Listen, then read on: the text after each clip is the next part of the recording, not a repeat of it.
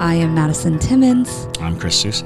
And we're paranormal specialists who live in the most haunted city on earth, Savannah, Georgia. Every day is Halloween in our line of work, so join us as we spin true tales of haunts, murders, and disturbing Savannah history.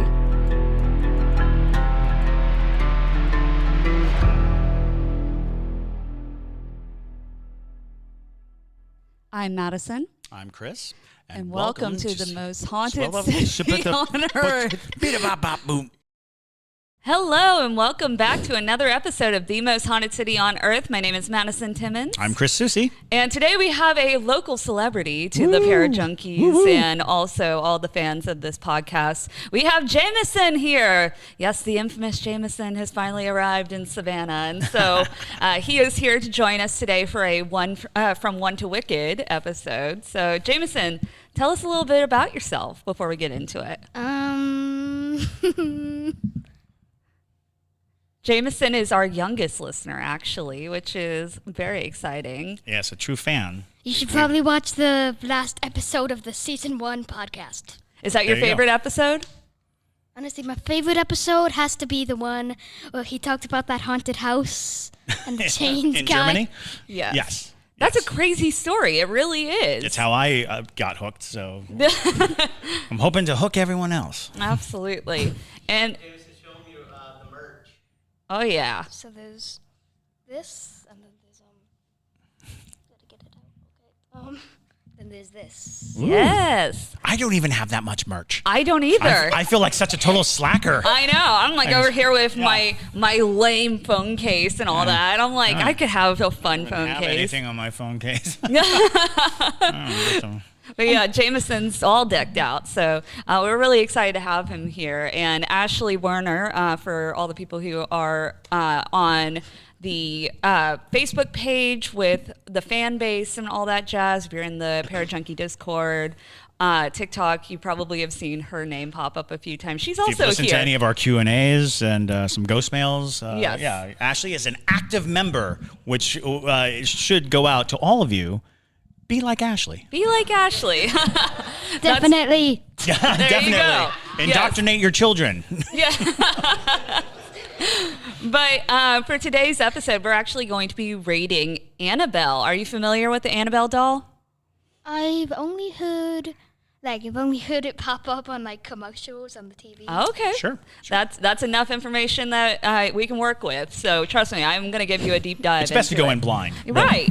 Yeah, get a better accurate rating. Absolutely. So, absolutely. All right, so let's go ahead and roll on into it. So for those of you who may only have seen the Annabelle movie from the Conjuring series, Annabelle does not look like that at all. Not even a little. She is actually a Raggedy Ann doll, which is almost creepier, really, when it comes down to it. It really is. Before we started filming, Chris and I were actually talking about how he said that the Raggedy Ann dolls used to actually have a heart in them. That was the whole selling bit of it, was that they made a little pillow heart and they put it inside every Raggedy Ann and Andy doll, because Raggedy Ann and Andy were brother and sister, I think. I think that's right. I think as children, I thought they were like husband and wife, but that was weird. So because they look exactly alike. Exactly. These dolls, they actually would make little hearts and put them inside the fluff of the body. And I confessed that we had a Raggedy Ann doll in my house when I was a child, and I performed surgery on her just to find the heart, because somebody said she had a heart. I'm like, I got to see this heart. What was the heart? So and I went into the seam of the neck and just kind of dug until I found the heart, and indeed she did have a heart. Of course, later when I found out about Annabelle being a haunted demon doll, I thought, oh no, I tore the heart out of one of those things.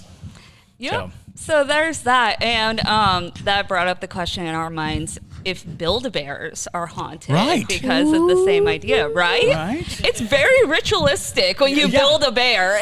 you fill it with stuff and you put the heart in. It's give it hugs and give it a bath. At least in the older days of Build-A-Bear, that's how you make a homunculus. Yeah, essentially. That's a big word, homunculus. Homunculus. It means little person. Honestly, that's kind of freaky. Boy. Yeah, my bed is surrounded with them, so I'm kind of scared So keep your eyes on them. Yes. Absolutely. It's okay. Well, it was bad when they started like arming them. It's like that Build-A-Bear has a lightsaber. I don't know if I want to deal with that. I don't want to deal with that haunted Build-A-Bear. But if you have a haunted Build-A-Bear story, send it over to us. Because I'm very curious about that. Or any haunted doll story. Absolutely. We don't like haunted dolls here. Yes. But we do like haunted doll stories. So, into our haunted doll story for today, Annabelle. So she was owned by a nursing student named Donna. And when Donna was preparing to graduate from college, she was living in a small apartment with a woman named Angie. And so Donna's birthday rolled around, basically, and her mom went out and bought her a Raggedy Ann doll as a present, which Donna was like 28 at this point. So I was like, that's an interesting choice of a present. Mothers will never think you're an adult. No. No matter how old you get, your mom is still going to think you're a little kid. And you want... And that's a fact. I mean, Jameson, your mom thinks you're a kid, right? I mean... Mostly because I am, but... Oh, well, yeah. Beside the point. Yes. Well, when you're 28, your mom will still think you're a kid, which is okay. And she will buy you a haunted doll. Yeah. Yay! Woo! Yes. So her mom buys her this as a present, and after the night of celebrating with her friends and family, Donna placed the doll on her bed. Now, it is questionable of whether or not Donna slept with Annabelle at all, but she definitely used her as decor for her bed. So Annabelle always stayed on the made bed. Now, within a few days of having Annabelle in the apartment, Donna and Angie started noticing strange things. So the doll seemed to move around the house when no one was home.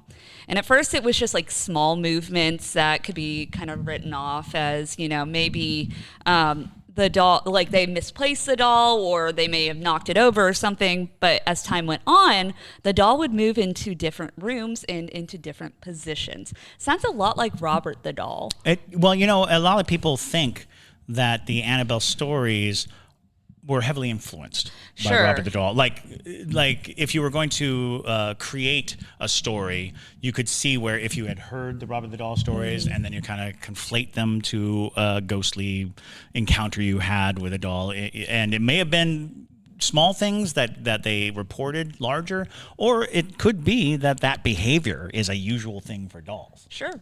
Or maybe it's a similar entity. It could be a similar entity, absolutely. So, and basically, the doll would seem to move around the house when no one was home, completely on its own.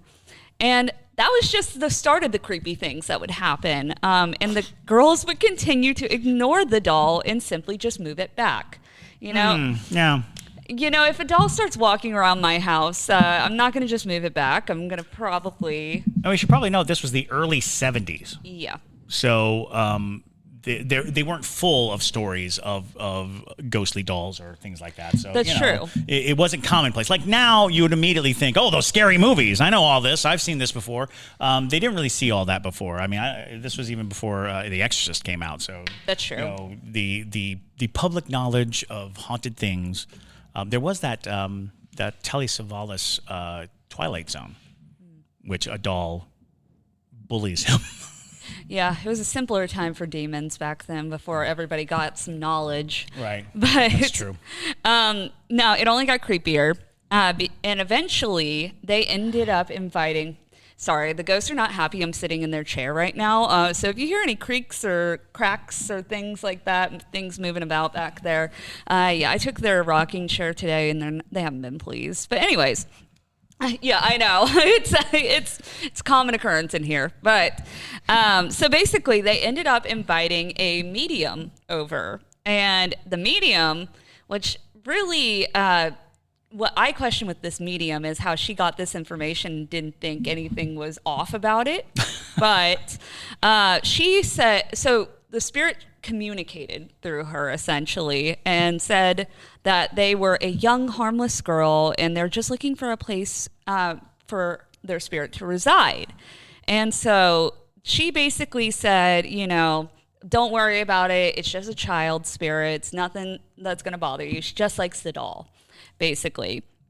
So this would end up where Annabelle, the doll, would start writing on parchment and things like that. And it would ask the girls, can I live in Annabelle? Or can I live in the doll? And them thinking, oh, it's just a child spirit. She just likes the doll. Of course you can live in the doll.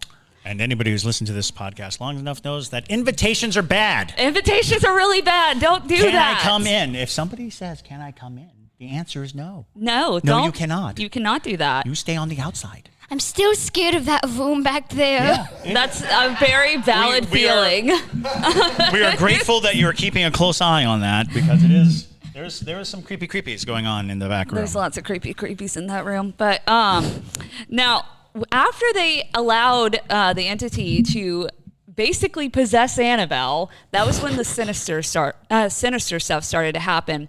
So you know how we said that Annabelle would write on parchment and things like that? Well, you see, she started writing new messages that would say, help us, or help Lou.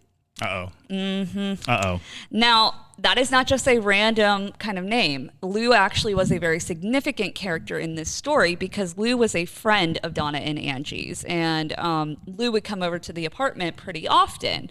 Well, you see, the doll started displaying some really strange behavior, and on multiple occasions, the three would notice red, wet substances on her hands. Nope. So, yep, some blood on her hands, which is always delightful. Party foul. Right?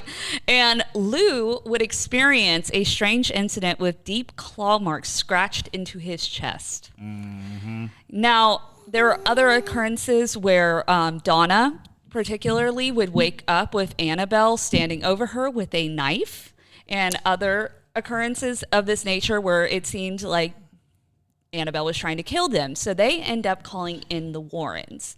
If you're not familiar with the Warrens, they are Ed and Lorraine Warren. They are some of the most celebrated paranormal investigators in history, at least modern history.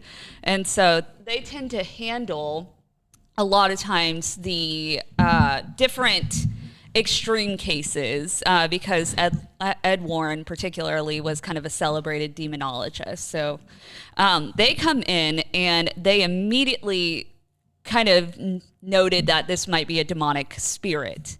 Then they find out that, they had invited the spirit in. All the clues were pointing that this needed some kind of further extent of exorcism of sorts because they believed that it was still in the infestation period of time.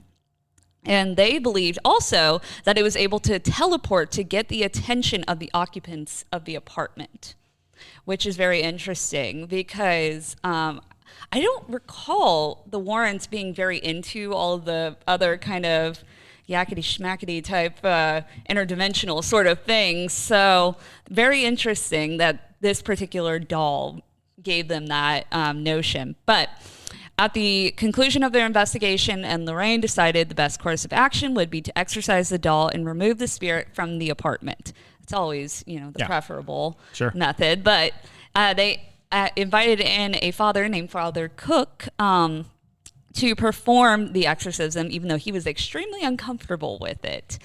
He did not like whatever energy was coming off of Annabelle, and he wasn't particularly excited to do this. But and it can't really look good on your career, resume. It's like, right, fought a doll. I fought a doll, a haunted doll. Ideally, you'd want something a little more, noteworthy. Right. I fought a Build-A-Bear.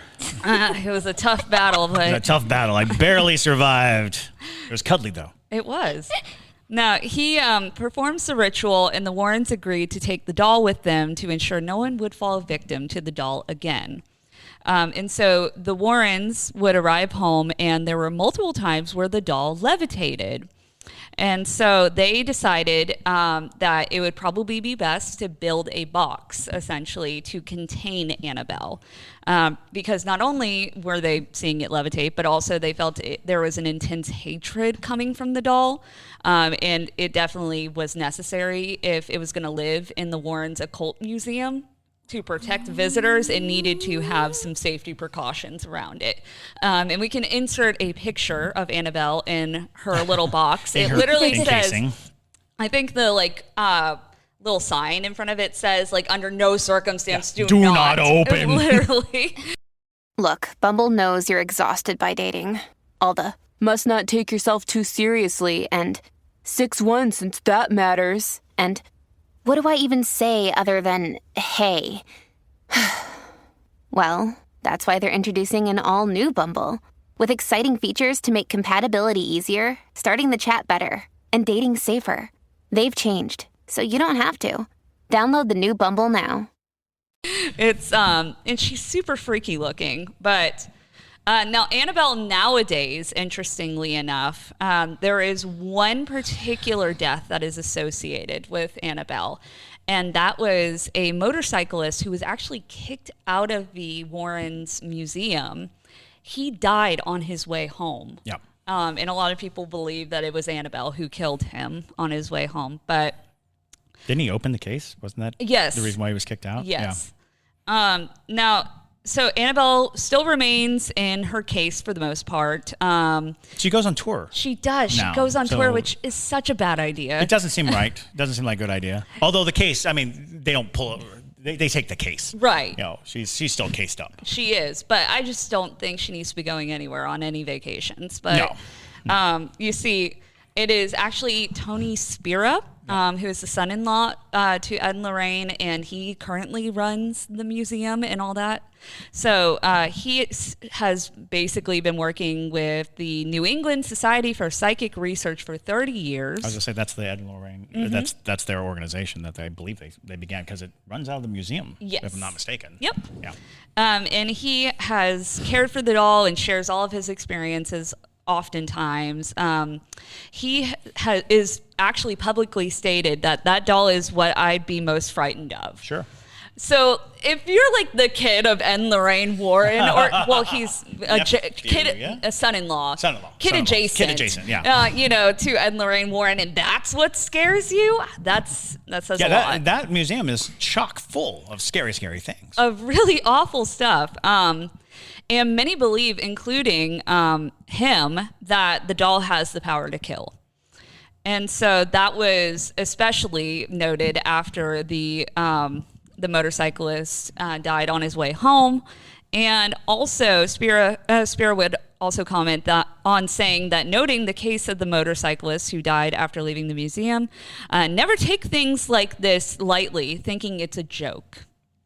And that's a good way to operate if you're going to be dealing with haunted objects. Better safe than sorry, really. Well, because it's the same way with Robert the doll. And you see a lot, which partially makes me wonder if it's a similar entity or in the same kind of facet. Throughout history, the concept of spirits like going into dolls, that's a big thing. Oh, sure. People believe that. As a matter of fact, puppetry was outlawed for a number of years because of the fear of bringing dolls to life.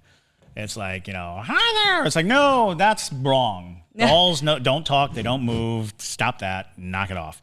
So there have been instances where people realize that spirits are looking for bodies.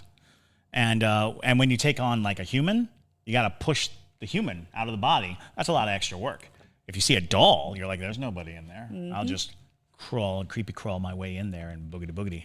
And go ahead. I kind of want to open the case. I wouldn't recommend that. I know, seriously. Jameson and JT have the same philosophy, which is, let's find out. No, let's not. Let's not mess around with it. When it says do not open, do not open. I don't know. What are you teaching, Ashley, over there? See, and the thing is I wonder if Annabelle is as intense as Robert the doll, because Robert the doll, you look at him wrong and he's like, well, you're dead. There's another doll that has that same, and I think it's in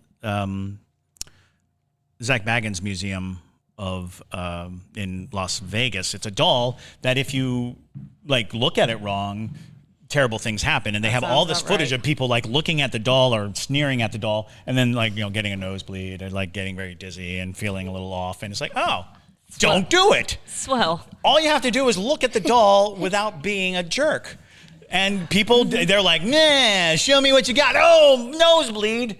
And you're like, what'd you expect? It doesn't want you to look at it. It doesn't. Don't do that. Now, Chris, you said Be you've seen pleasant. the Annabelle doll, right? I have, yes. So what were your feelings about it? So here's the thing. The more innocuous, the more pleasant a thing is when you're told that it's very dangerous, it takes on a very sinister thing, because this is something that you could see anywhere. We had a Raggedy Ann doll in my house, and it was bigger than me for a lot of my life. When I was really young, it was, a little bigger than me, and I outgrew it at some point. But I grew up with a Raggedy Ann doll, and so to see it and say, this is a killer doll, I was like, I know that doll. I've seen that doll. That doll's been in my house staring at me day and night, and it's a very, it almost looks like a scarecrow. It has a lot of scarecrow-like features. I think its nose is a triangle. Mm-hmm. It's got little bead eyes, a drawn-on smile. So just being in the presence of it and noting the precautions, noting this big glass case, noting that it is separated and nestled in its own space, and it says "Do not open," Jameson. Do not open. Yes. I know, but that's just gonna Do not open, Jameson. That's just gonna make people want to open it more. This is fair. It's very tempting. It is very tempting. Unless you have a healthy dose of terror. Yeah. Healthy dose of terror keeps you from opening the spooky. So right? Yeah. That's exactly. It can teleport. It can teleport. Well, and that was the interesting thing, because a lot of people were like, well, what do you do when you have these haunted items? And a lot of people believe that you can build boxes and structures that are engineered to keep spirits from getting out. Ideally, it involves putting symbols on it, using holy water to seal it, using all kinds of specific types of wood. All these things keep spirits from just going, willy-nilly. But there's a door. Yes. And the door is the issue. Why didn't you just seal it shut so that you couldn't open it? The sign says positively do not open. There you go. That's positively do not open. Isn't that creepy looking? I don't know. That's fair. I have to say that looking at it, of course, it is so commonplace. It's not it's not scary looking by any stretch of the imagination. But when you add in the immense precautions and you add in the fact that this is just something simple in a house. This is something that, that could be anything. You got that weird little porcelain doll. Stay away from it. Mm-hmm. You got that weird little, knick-knack or brick-brack that you picked up on the side of the road at some tourist attraction. It might have a ghost in it. So yeah, I'm a firm believer of listen to the professionals. And when they say do not open, do not go near, do not taste, don't do it. Don't do it. Don't do it. My grandmother was an avid collector of dolls and things like that, which I think partially influenced my intense fear of them. Isn't there a haunted doll in this building? There's two. Yeah. Yeah, they're up there. So, yep, right up there. They can see us, but we can't see them. Oh, well, that's exactly what I want to hear about haunted dolls. Oh, yeah, it's my childhood haunted doll, and then the haunted doll that JT's dad found in a storage unit where he has no idea where it came from, but it has a crack in the face, so that's fun. Oh, good. Teleporting dolls, probably landed on its face the last teleport. Absolutely. But my grandmother had both Raggedy Ann and Raggedy Andy. Right. As well, and I always thought they were creepy too. And then when I heard about this, I was like, no. But dolls are just inherently creepy because it feels like you're looking at something almost human, right. But there's no intelligence behind it. My grandmother had this massive baby doll. It was the size of a toddler that was given to me, and I hated this doll because I also think this one's haunted, and I don't know what happened to it. But she gave it to me because it was her doll when she was a kid, and she grew up very poor. So her mom would sew all the doll clothes for this doll. There's a lot of intention and love put into this thing, but it does not feel loving, if that makes sense. Especially when you come to that. When you come to something that was loved by a person and then is passed on, that separation, that love that was from another person, it's not there anymore. the person who was doting on it, the person who was doing all this work on it, it's gone. And now in grief and sorrow and rage, the whatever spirit happens to be around is like, why aren't you making me a dress? Right. Why aren't you combing my hair? Why aren't you preening? So that one was even creepier too, because first off, it's like this big. For those of you watching on YouTube, it's massive, but it's a baby. It has no hair. It has black eyes. Nope, don't want and that. it has eyelids that are supposed to be like when you lift it up, it opens its eyes, and then when you lay it down, it closes its eyes. But it would do it on its own. And my parents did not believe me for the first few years of me being like, "Watch, it'll blink," and then they're like, "No, it's fine." I'm telling you. So just dolls suck. They are so creepy. I was doing a dinner theater ghost thing for this company, and I have a series of haunted items, and I brought one that was a doll with that same mechanism where you lay it down and you sit it up and its eyes flutter, except its eyes were gone. So it's just like hollow sockets. Which by itself, very scary, right? You're looking at a doll and it's like, where's its eyes? I don't know. Scary. So one night I was doing the show and I heard click from the doll. The doll just went click. I was like, that's weird. Went up to the doll and its eyes were back. What? Yeah. I sent you that picture, didn't I? No. I think I did. Those poor people. Oh, I think I did. I'll look it up. But it was during when we were doing that dinner theater show. It was ages ago. But yeah, I was like, that doll doesn't have eyes, and now it does. And what's worse was they weren't the eyes; they were just white, like they were just white, and it was really creepy. Splendid. So that doll's in my trunk right now. Maybe that's why that restaurant closed down. Yeah, that's true. That restaurant closed down. Oh God. Sorry. Those poor people were probably just trying to eat their pork chop in peace. And then Chris is like, look, it has eyes now. Oh, God. This is the first I'm hearing about this, but... Let me see if I can't find it. Please, continue. But yes, so, Annabelle still to this day, I think, instills a lot of fear into people. One, because a murderous doll is just horrifying. I mean, there's so many franchises of different dolls like killer dolls and things like that in horror. And I think it's just intrinsically scary to imagine something that's so soft with no bones being able to move around and hold knives and write on things and all that stuff. But I definitely agree in the assumption that it was something demonic. And if it is allowed to live in this vessel for however long it plans to stay in there, that takes it up a notch in my rating personally. And especially because it has actually harmed people and then also believed to have killed someone. That takes some pretty high, or pretty high in my rankings. Yes, that does change a little the sensations behind it. Because what did we rate Robert the Doll, Jay? Do you remember? I want to say we rated him like an 8 or something. 7 or 8. Really? I think I gave it an 8 because Robert the Doll also has killed people, and his was a lot less. Allegedly. He has not been put on trial. He has not been put on trial, but in the trial of me, yes. I believe he did it. In the court of public opinion, he's a murdering doll. He is. And so is Raggedy Ann. Annabelle, not all Raggedy Anns. I don't want people to be going, I got a Raggedy Ann at home. Well, Annabelle and like my grandmother's Raggedy Ann, she was freaky too. So I personally feel like I'm good to rate Annabelle. Do you feel like you have a good feel on your rating? Okay, do you want to go first? 6.2. 6.2. 6.2. Well, he said not Jameson good wants enough. to open the case, so yeah, I guess he doesn't feel the. He's like, I need more gore. I need a few more body counts to get a better score here. Occasionally burst into flames. Yeah, but what? Yeah. What's your justification for your 6.2?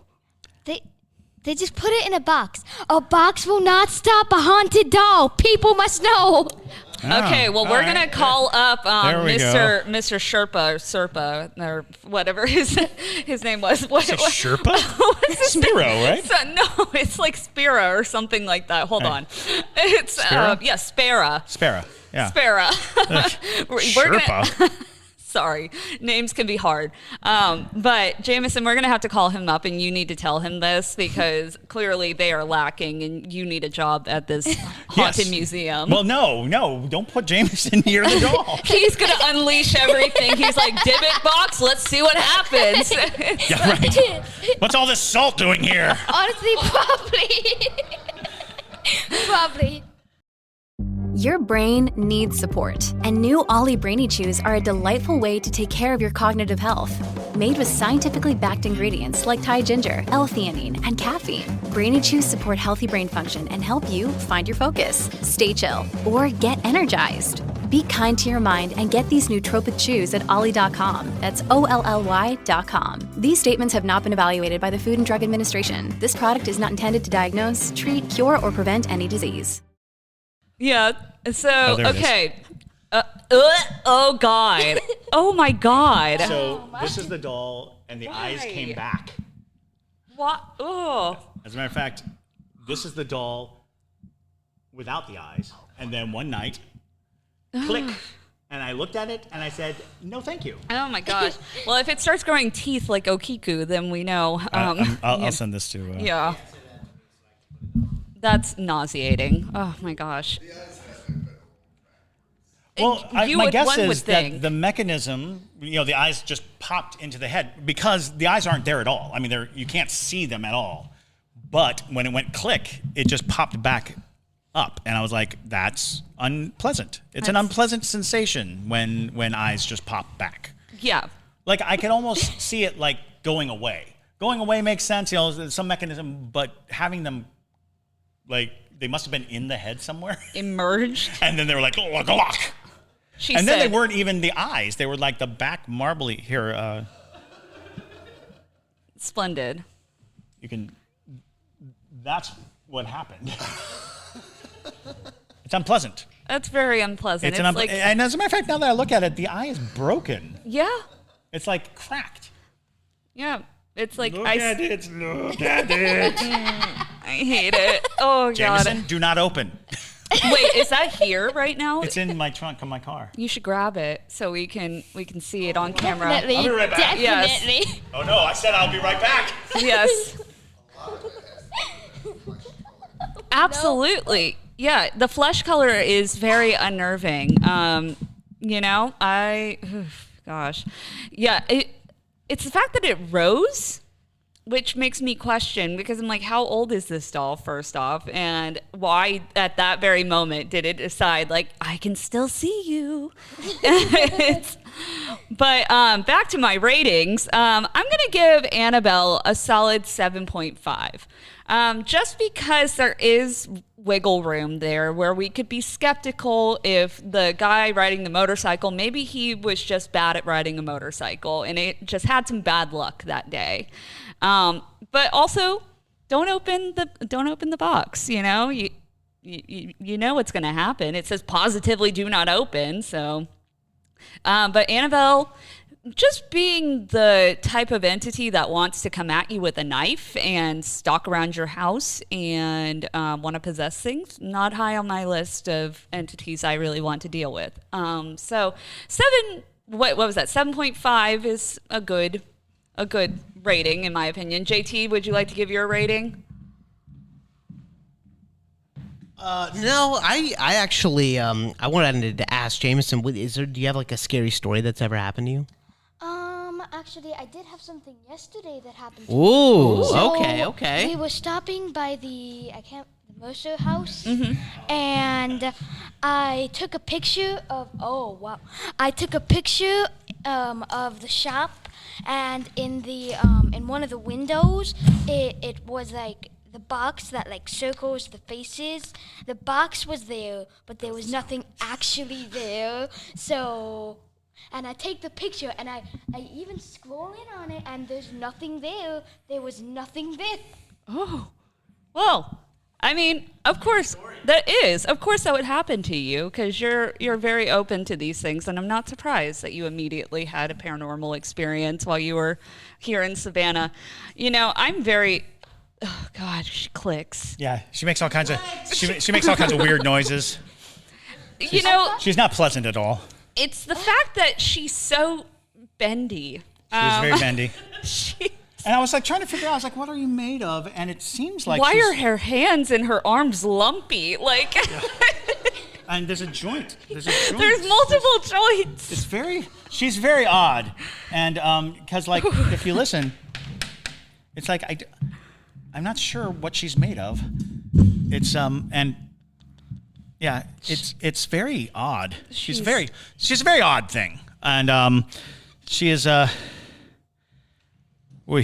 she's delightful. She's delightful. I thought it had eyes. So that's the thing, isn't it? Yes. Isn't it? She doesn't have eyes, but told you she clicks. But one night she did, and I'm like, is it in there? Do I do this? Do you shake her? I don't want to shake the baby. Jameson, don't shake the baby. Shake. Absolutely. Sure, you can hold it. Yeah, there you go. Okay. Yep, oh, that's a rattly sound. Yep. Rattly, scary sound. Rattly Andy. Over here. Okay. You could just lie down. Where's Kalani when we need him? Honestly. Kiss the doll. Kiss the baby doll. Yeah, she's. It almost looks like paper mache, doesn't it? It does. That's why I'm saying. Why is it lumpy? It's and her joints are. She has joints, which is.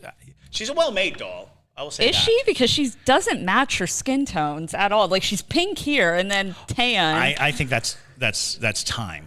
Okay. I think time had a different reaction to because this is glossy. Huh? Oh, you have not given your rating yet. I'm going to. So my Annabelle rating is a solid 8. Okay. And if Annabelle were not in the case, it would probably go up. But since she is in a sealed, warded, and guarded case, I say 8. I wouldn't make faces at her. So yeah, I say 8. Why are you? Have you ever looked inside this? I don't know. What are you doing?